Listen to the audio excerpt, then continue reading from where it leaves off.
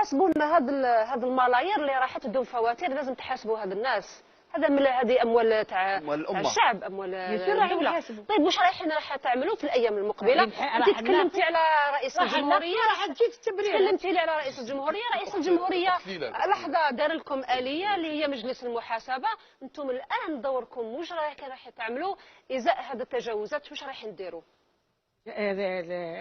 راح نسمع اولا المسؤولين. هل تعملوا لجنه تحقيق ديروها؟ بيان سور القانون يسمح لنا نديروا لجان تحقيق.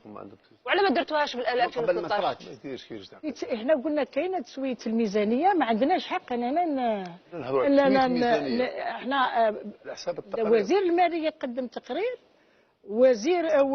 ومجلس المحاسبه يقدم تقرير، احنا الاربيتراج نديروا تحكيم.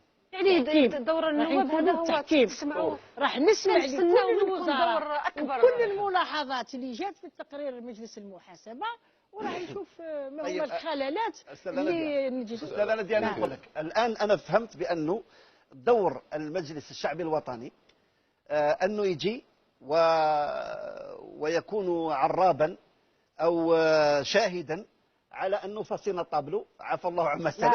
ومن عاد فينتقم الله منه. لا ونبدا والدليل على ذلك انه 2013 من 2011 وحنا عندنا تقارير لمجلس المحاسبه الذي يعتبر عين رئاسه الجمهوريه على كل صغيره وكبيره تحصل، يعني تنفق لها اثر مالي في كل الوزارات.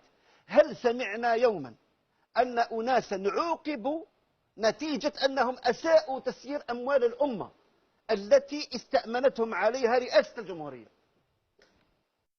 علاش؟ أعطيني واحد.